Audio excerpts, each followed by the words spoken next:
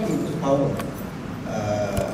when you were elected as a minister, you have instructed for for contracts under your ministry, which was previously tendered out without open tender or partially through the open tender system, to be re-tendered and to be publicized once again under the open tender system. You have also condemned for your political friends who were soliciting for contracts, positions from the government and so on. Now, what are the steps that the cabinet has taken to translate the agenda of conflict of interest or on the various other ethics that we're discussing about right now into the government agencies? Because really, there seems to be a disconnect between the government agencies and the plan of the government. People say that many of the government agencies are actually not carrying out what is being decided at the higher up levels. So what is actually being done to translate this into the ground level policies? I think there are a few key things. As I mentioned just now, the success of a country is often defined by the strength of its democratic institutions. So now is the path of strengthening democratic traditions and institutions first.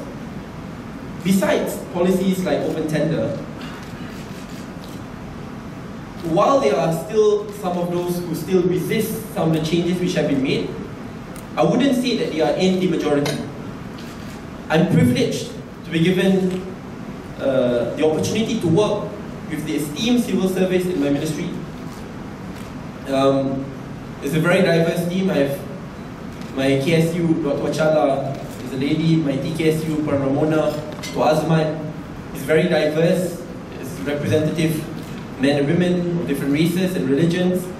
But on top of that is the good cooperation which they give. I know for some ministries, initially there will be some resistance. You are given two options then. Do you fight and punish? Or do you try to win them over by proving that you do a better work than others? I decided to take the second. If there's clear sabotage, then definitely action will be taken up. But I believe working with them personally, meeting up with them even up until late hours, the personal touch matters to ensure that we work as a team, and that's why we work as Team KBS. Now, almost everything which we do is done through a collective decision. I want to ensure that there's no, they don't see the minister's office as the be-all and end-all, and whatever the minister's office say, they must follow. If not, they will be taken direct action. There are some frustration, but that frustration can be dealt in a professional way. So some key parts here. One is to ensure that the reforms still happen, and ensure that the investigating body is free, MACC.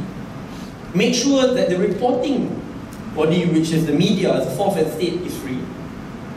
And make sure that there's strong political will to enact laws, which will then lead to a strong democratic tradition and institutions, which will supersede personality cults of leadership in the next 5, 10, 15, 20 years. So I believe that even among agencies, jabatans, I think as long as we follow this criteria, we will be able to move forward and move forward well. Thank you.